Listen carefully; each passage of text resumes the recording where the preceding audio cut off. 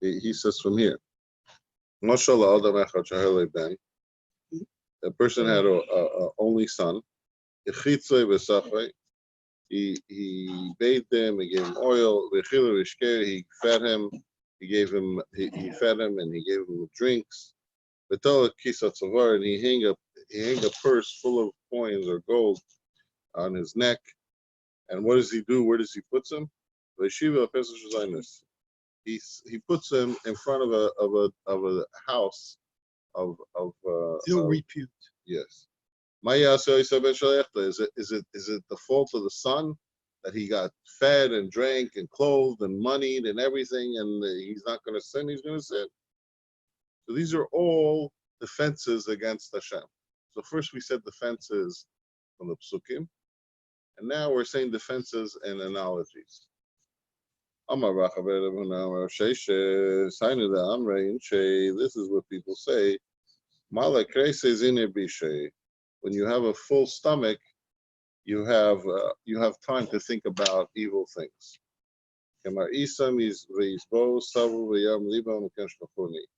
Which means that when you're talking about an animal, so when you go to pasture, which means you go and you eat plenty and you get filled, now your heart becomes arrogant and you forget Hashem. Rav Nachman says from here, that your heart becomes arrogant and you forget Hashem. And how do you become arrogant? You become arrogant from goodness. And basically, they're all trying to say what are our defenses in front of Hashem. Rabbanan say that it's from here. That when somebody eats and is full, and he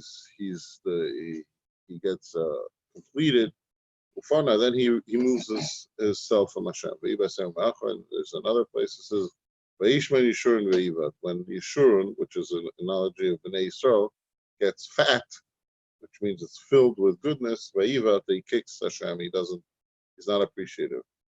This is beautiful. But where do we know that Hashem admitted to Moshe that he was right and Yivyachal Hashem accepted it? So he says to them, I gave him a lot of silver, money, zahav and gold. And what did they do? Also a Baal. They took all that wealth and they gave it to the Baal. The Baal was actually a very disgusting Avodah Zarah. It was just an awful. Yeah. It was you had to go to the bathroom on it. It was this awful Avodah Zarah. What? As a show. Oh, because he said to Moshe Rabbeinu, you're right. It's because the gold and the silver that I gave him that they went to the Baal. They went to do the Avodah Zarah. It's not their fault. Basically saying it's not their fault. The Rebbe again always says, whenever I read these things, I always remind myself what the Rebbe said. The Rebbe said that we are today in the last generation of Golus and the first generation of Geula, and therefore we're ready in the level of Bnei Yisrael in the purest form of coming out of Mitzrayim, where all the gold and the silver of the world belong to them to build the Mishkan, to build the. So right now we are in the same period. So Hashem says, the Rebbe says that Hashem wants to give us all the wealth in the world.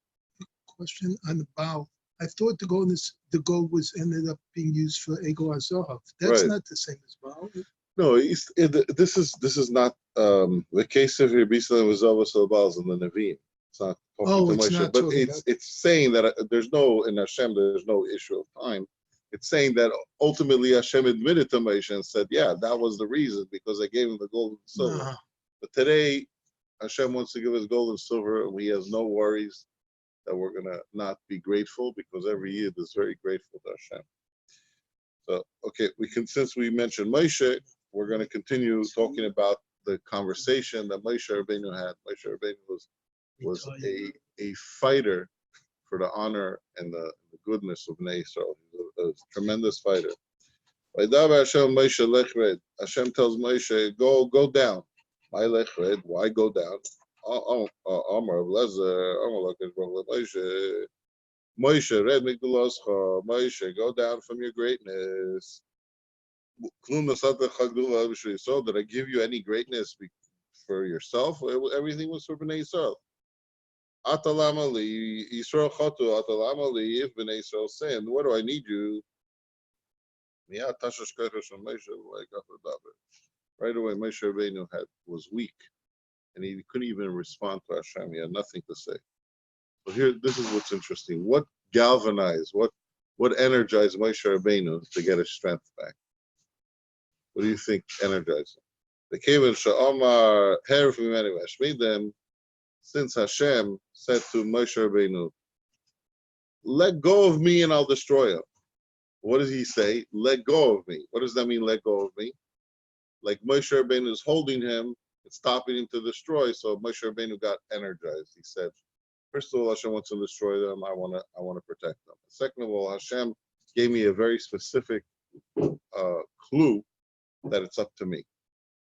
Amar Moshe, it depends on me. Why? Because he said, Heref me, release me. So he gets his voice back, he gets his strength back, and he stands in prayer and he asks for mercy, and Hashem listens to him. The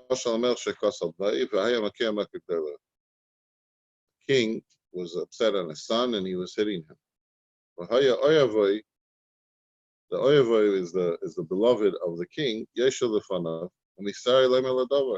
in front of the king, but he was afraid to say anything because the king was angry. Omar Melech, the king, goes to his son and he says like this: if not for my beloved who's sitting in front of me, I would have killed you. Omar, who's Omar? Omar is the Oyavi. The beloved said, this matter has to show him that he should be killed. It depends on me. He got strength and he started helping the son to make sure that the father doesn't kill him. So that's the example. Now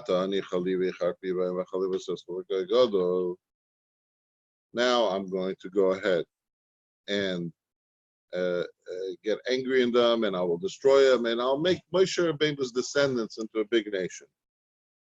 Omar Ravo says, if not for the Torah specifically saying this pasuk, it would be not allowed to even mention or breathe this concept, this pasuk. Why?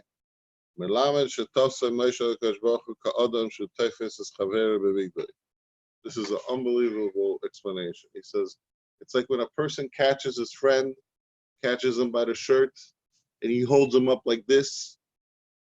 That's what Moshe Rabbeinu did to Hashem. He says to Hashem,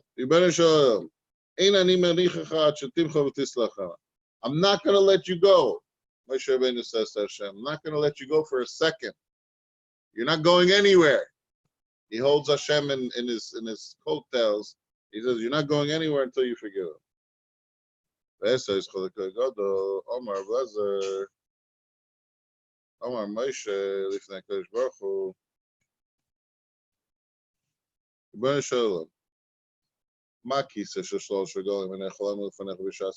If a chair that has 3 legs cannot stand in front of you, when you're angry, what's the chairs of 3 legs? We talk about Avram, Yitzchak, and Yaakov.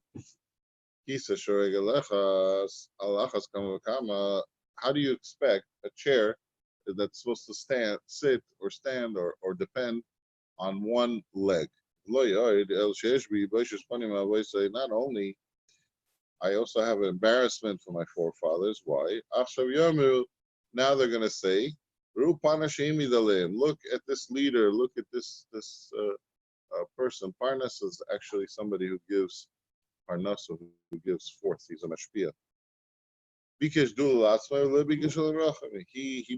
wanted to be great and be a great nation, but he didn't ask for mercy on his nation.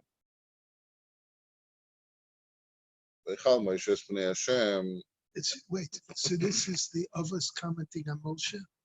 Moshe Rabbeinu says, this is what they would comment on me. But you know, I think 2 weeks ago when we learned about the discussions with Olam Haba and the spirits, there was a mention with Moshe and the others, so I'm just saying, maybe they're actually saying that.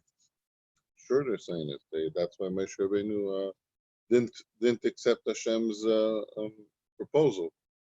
V'chal Moshe is b'nei Hashem, and Moshe davened towards Hashem, to the face of Hashem. So the word Vayechal is a very different language. It's an interesting language because you would say Veispalel, Veifalel. What does the word Vayechal mean? Omar Blazer Melamed Sha'asa Moshe b'tefillah Lifnei Kadosh Baruch Hu Ad Shehechalo.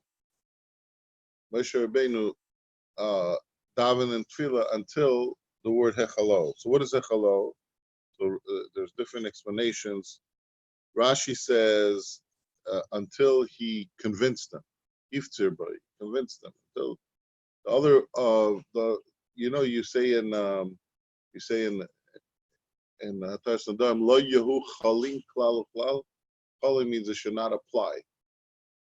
So here he did his prayers until his prayers applied, until they became applied. In a different place, in a different Gemara, it explains that Veichal Moshe and Moshe became sick. Now we're going to explain. Rava says until Moshe Rabbeinu was the mumche. When somebody has a neder, somebody has a vow, you have to go to a mumche. You have to go to an expert, and the expert annuls your vow. So in this case, Hashem made a vow, and Moshe Rabbeinu was the expert. He annulled Hashem's vow. Which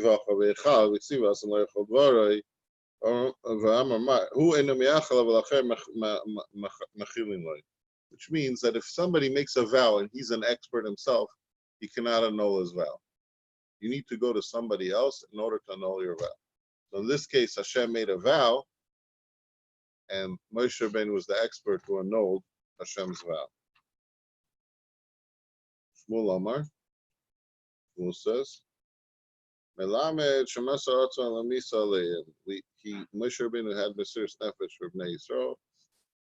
How do we know that? Because he says, V'im Ayin Mecheni La Misifrecha.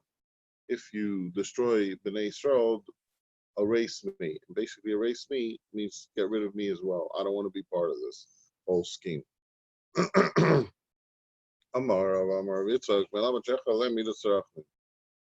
That what he did is he made the attribute of mercy, the attribute of rachavim, to rest on Bnei Yisrael, and Hashem woke up on that and forgave him. Rabbanan Amrei.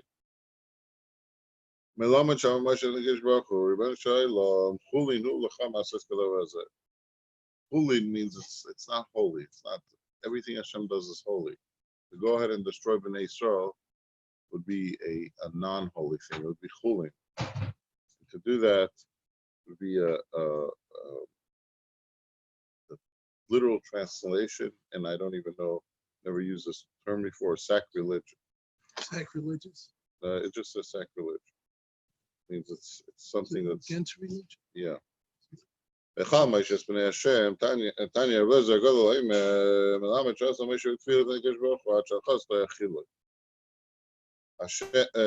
It comes to teach us that Moshe Rabbeinu stood in front of Hashem until the point that Achilu got a hold of him.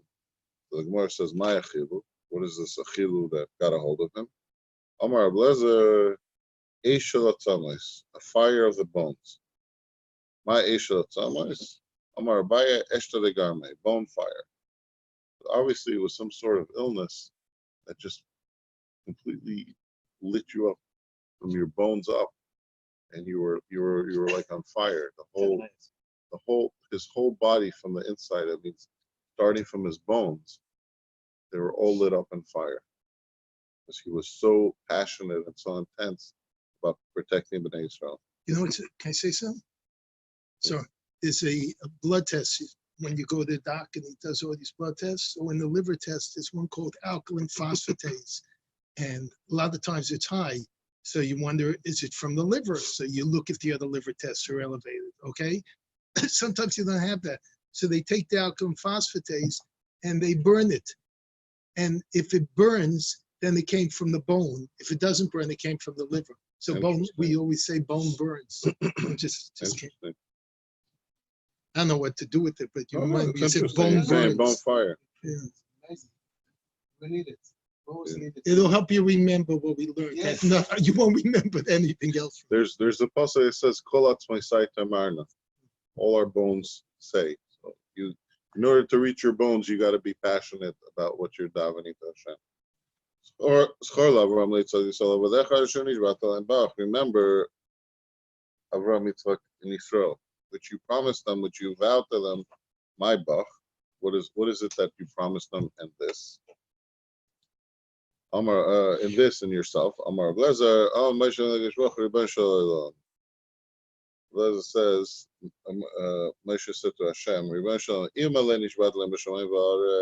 you would have made a vow in the heavens and earth, I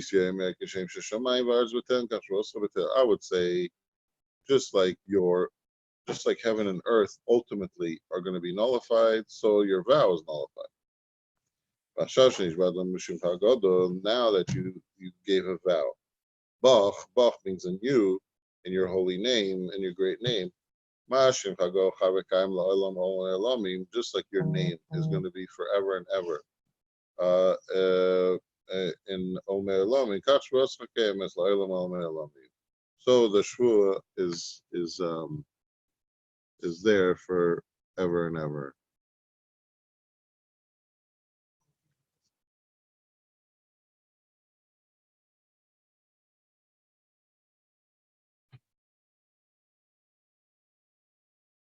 Time for a pause, as we don't have back to our regular program. But the Dabar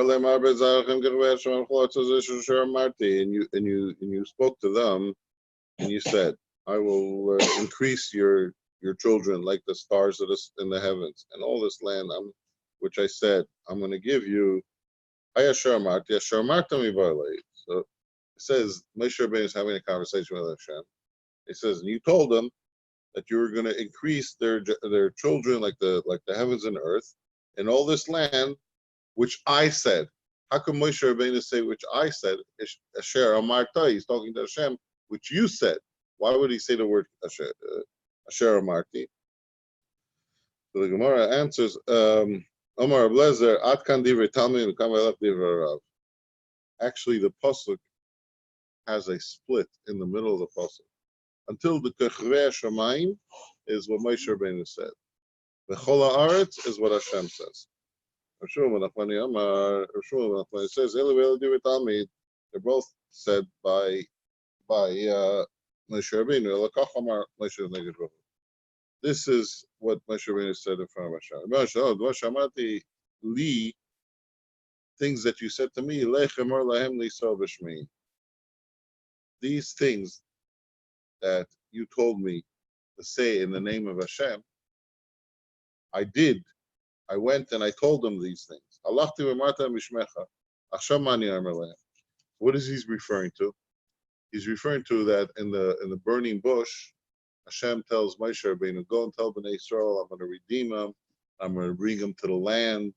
And so he says to them, I told them I'm going to bring them to the land, and now you're telling me that you're going to destroy them. What am I going to tell them? That I lied to them before? When I told them I'm taking them out of Mitzrayim and I'm going to bring them to the land, I'm going to have to tell them that I actually lied, that I didn't say the truth. What am I going to say? So this is all supplication. These are all things that the Bais Rabbeinu is pleading, negotiating, as in a way aggressively stating in front of Hashem. We built Hashem. Hashem doesn't have the ability. Why does it say the word Yecholos Hashem? Why does it say Yochel Hashem Ibai? Why is the word Yecholos? Omar Blazer, Omar Moshe Moshe Brachos Daf.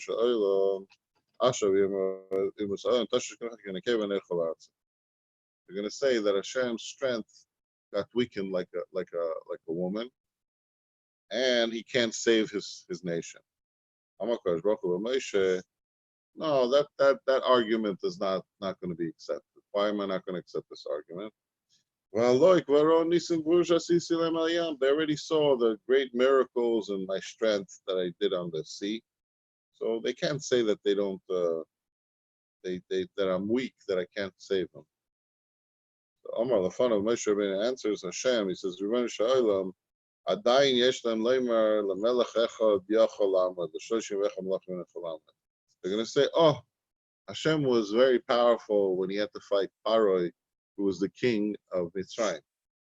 But to take him to Eretz Yisrael, there were 31 kings, and Hashem can't conquer 31 kings. He can only do war with one king." So Moshe Rabbeinu says to Hashem, they're going to say you could handle one king, you can't handle 31 kings. What an embarrassment to the creator of the world. Amar Moshe, how do we know that Hashem accepted and he agreed to everything Moshe Rabbeinu said? The proof is, for Yomi Hashem Salachti, Hashem says, I forgave. However, he adds the word Kidvarecha. You could have just said, the Yomi Hashem Salachti, I forgive. What does it mean, Kidvarecha? Hashem confirms to Moshe Rabbeinu that everything he said was correct.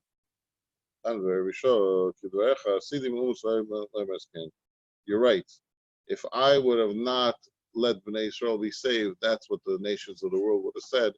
And thank you for saving me from such an embarrassing situation. Yeah, I'm not getting happy because Hashem, obviously, Hashem is Hashem. How would you? Why is like This is all, the terminology is kivyachol. We said in the beginning. If not, that it was in the psukim itself. We in our words could not say all this. But only because it's in the Torah could we imagine and say why all did these Hashem things. think of all of us? So this is a very long conversation. It's definitely not a Daf Yomi conversation. Can Hashem create the stone that he can't live? That's another topic. Lucky is the student. What? But This he doesn't want to. You got to go Lamala Mitamadas. If you're in Tamadas, you never have the answer. Lucky and fortunate is a student that his teacher admits to him that he was right. And now we're getting to another very, very significant statement. It says, "Ulam chayani, Amar Rabbi Yitzchak, Ulam chayani, Melamed she'amar l'Kadosh Baruch Hu Moshe, Moshe hichisani b'dvarecha." Hashem says, "However, I am alive." So what does it mean that Hashem tells Moshe, "However, I'm alive"? What does it mean I'm alive? It says, Moshe Rabbeinu, you just gave me life. Your words just pumped life into me all over again. Because I will have a good reputation in the whole world and all the nations. Very good.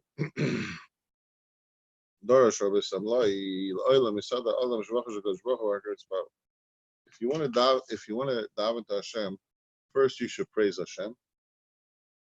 After praising him, that's when you should start asking and davening to Hashem. How do we know this?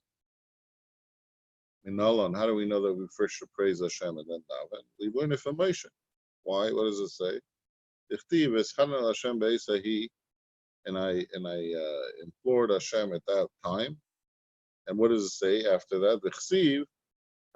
Hashem Elokim, Hashem, Ata echilois al ha'osos avdecha, as gadlocha v'zercha chazaka, Hashem mikeh b'shamayim v'aretz, Asher yasek ma'aseh v'secha. You have began to show your servant your greatness, your strong hand, and who is Hashem in the heavens and the earth that could do your actions and your strengths.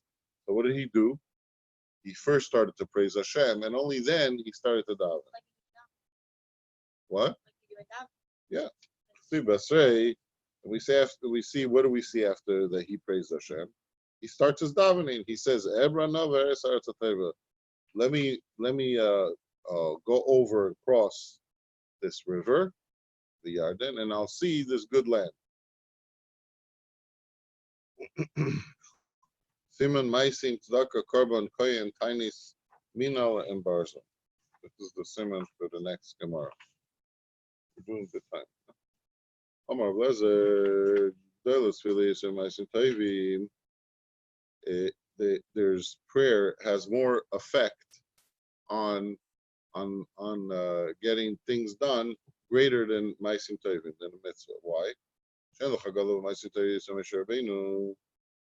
Who did more mitzvahs in this world more than Moshe Rabbeinu? Even so, he had such great deeds, he was not answered only by prayer. Why? Because Hashem says to him, Al Taisav Daber Elai. When Moshe Rabbeinu is asking to pass into Eretz Yisrael, he says, Al Taisav Daber Elai. So what do we learn from here? That when he said Al Taisef, he says, don't add on to speak to me. He's saying that Daber Elai caused you to Alei Rosh Pisgah. So people say the davening of Moshe was it ever rejected by Hashem? Was the davening of Moshe ever rejected by Hashem? So true that Moshe Rabbeinu wanted to physically go across the river into Eretz Yisrael, but Hashem gave him something, I wouldn't say equal, but just as effective. Hashem told him, when you Alei Rosh Pisgah, you could go up to the mountain, and you're going to see the whole thing. You're going to see east, west, north, south. You're going to see everything. And what does it say in the Medrash? It says that Moshe Rabbeinu saw from beginning of generation to the end generation. He saw everything. And the Rebbe explains that seeing that Moshe Rabbeinu did when he went to Rosh Hashanah, that moment before he was departing from what we understand, from one room into another room, or however that was, even though the Gemara says Moshe Rabbeinu lemes, Moshe Rabbeinu also did not pass away. That seeing, that re'iyah, that seeing that Moshe Rabbeinu did has given us strength until today to hold on to Torah and mitzvahs. So what Moshe Rabbeinu asked, that he wanted to go into the land because he wanted to accomplish the permanent connection of Bnei Yisrael with Hashem. And that permanent connection of Bnei Yisrael with Hashem was accomplished by him seeing everything. And that seeing gave us the strength until today. Rabbi Lezer says, it's greater to fast, even greater than charity. My time. This is in your body and this is in your money. What? They're looking for something. Yeah, if Chas v'Shalom, when you say Godol, you say Tefillah to accomplish something that, was needs fixing. Oh, it's greater to daven more than korbanos. Why? Because the Navi says, Lama li reisufechem, why do I need all your sacrifices? And then it continues to say, and when you raise your hands up to Hashem in davening, why do you have to say that? If the korbanos are greater, then it would be a kal v'chomer. If Hashem is not accepting korbanos, for sure He's not going to accept your davening. But because the Navi had to specifically say that He doesn't accept your davening, it shows that davening is greater than korbanos. Amar Rabbi Yochanan, Kol kohen sharik sanefesh lo yisas kapo. Any kohen that kills someone, he cannot do duchanin. Shenemar yedechem damim. And I didn't see this anywhere, but I would dare say that it says by Moshe Rabbeinu, it says Sai Necha. Go see your eyes, Sai Necha, the Lashon of Sa. And here he's right now talking about Isa Hashem Panav Elecha, which means that Hashem will give you forgiveness and confidence. This was a very rough state. From the day that the Beis Hamikdash was destroyed, the gates of davening were locked. Like it says, Gam ki ezek v'shaveh sasam tefilasi. Also, when I scream and I cry or I shout out and I plead, Hashem shut out my prayer. So we have an escape route. The escape route is, even if you daven and it might be locked or shut down. If you cry, so the gates of tears were not locked. So if you daven with crying, then that's for sure going to be open gates. Shenemar, Shima Tfilasi Hashem v'Shalasi Azina. Hashem, listen to my prayers and my cries. El Dimasi Al Techashram. When I cry, when I have tears, you will not be silent. That means Hashem hears it. Rava Legazatani Sabeyamedeva. Very interesting. Rava did not decree a fast on a day that was clouded. Because when you wall, it says in Echa, when Hashem walls himself with a cloud, then the prayers cannot go through. So he says, I wouldn't even decree a fast day on a day that's cloudy, because that means my prayers are not going through to Hashem. So they ask, how could you to decree a fast day? How did Rava know what the weather is going to be the next day? So he answers that even on a day that was cloudy, he wouldn't decree a fast day for the next day because it was a bad timing. He would wait till the day wasn't cloudy. Luckily, he never lived in London, I guess. Right? Or Pittsburgh, right?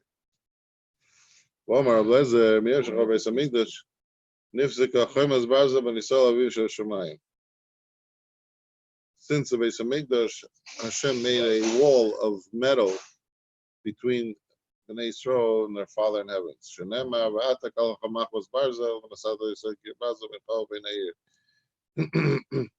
Told him, take a pan of metal and put it between the wall and yourself to represent that there's a wall between them. Even though there's a, we said in Brachos Daf, afil mechitzas shebarzel, what does it say about Brachos Daf? That even if there's a mechitza of barzel, you still yichavin liver lavi shebashamayim, and the blessing still comes through. Amar Chanina, this is going to be very unique. If you lengthen while you daven, you lengthen your focus. Your davening is not returned empty. How do we know this? Because it says it's Shenemar Yisrael Hashem. Let's see. So that means that Moshe Rabbeinu davened not once but twice. That means he kept on davening. It was a long davening. Any to his own. Any Amar Amar Yechon Amar B'Tfilah Ma'ayim Ba'Sobal Dekev. Ooh. So Rav Chia Bar Abba says in the name of Rabbi Yechanan, someone who is lengthens and is davening, he gets heartburn, heart pain. That's for sure. The Nemar, the Cheles Vamshacha Machala Lev. For someone who makes his davening long, he's going to get a disease of the heart. Maitakante. What's the cure for this disease? Yasek v'Torah, you should learn Torah. Shenemar. Eitz Chaim Tava Ba. When you're connected to the Eitz Chaim, to the tree of life, Tava Ba, the desire is fulfilled, the desire comes. Eitz Chaim El Torah Shenemar Shenemar Eitz Chaim El Zikim Ba, that there is a whoever holds to the Torah, he holds to the tree of life. My name is Eitz Chaim, so it's appropriate that I'm reading today. Whoa. Oh. Like Asha, so we have a contradiction. In one place it says it's a good thing to daven long, and in one place it says you get heartache, and it's no good. So it says, "Look, Asha, one who's reading it, and he's not contemplating. What does it mean, contemplating? I think the Gemara is going to explain what that means in a little bit more explanation. But he's basically, the person is saying, I'm davening long. He's expecting to be answered. He's like, hey, I daven long. What's going on? Answer me already. What am I talking to the wall? Answer me. So that person is chas v'shalom. That person can get a heartache because he has such a expectation that Hashem is going to give him this and that. Another person is batel, and when he davens long, he's davening for Hashem with no expectation, and that person his prayers are going to be answered. But if you daven with expectation that Hashem is going to answer you, and you're waiting for the answer, and you're waiting for the answer, then that wait is going to cause a heartache. That's what Amar Rabbi Chama bar Chanina, this Gemara is for the millennials. This is a special Gemara that's written for millennials. Amar Rabbi Chama Adam Shispal Le'nana. Yeah, so if somebody sees that he davens, he doesn't get answered, Yasa Rispala. He should return and daven. Why? Shneimar Kaval Hashem Chazak v'Yamtzibecha v'Kaval Hashem. Hope to Hashem and be strong, and it will give you courage. And then hope to Hashem again. What does that mean? That if you don't succeed the first time, and you daven to Hashem and Hashem didn't answer you, be strong, hope to Hashem and daven again. Why is this for millennials? Because today everybody's very, very involved in the therapy. So from the moment the baby is born, there's a therapist for that. There's a therapist for infant sleeping. There's a therapist for infant eating. Everything you go to therapy. Everything today. If you look right, there's a therapist for looking right. If you look left, there's a therapist for looking left. In school, if your kid opens up your mouth, he has to go to therapy. He has to take drugs. Everything is I'm going to tell you a story of Mendel Futterfass. Mendel Futterfass is in a Fabrengen, this huge shvat. We should say some words of Chassidus. Mendel Futterfass in a Fabrengen, he used to say that people who drink mashke are drunkards. Rich people are crazy. And people who are Chassidus are Edo.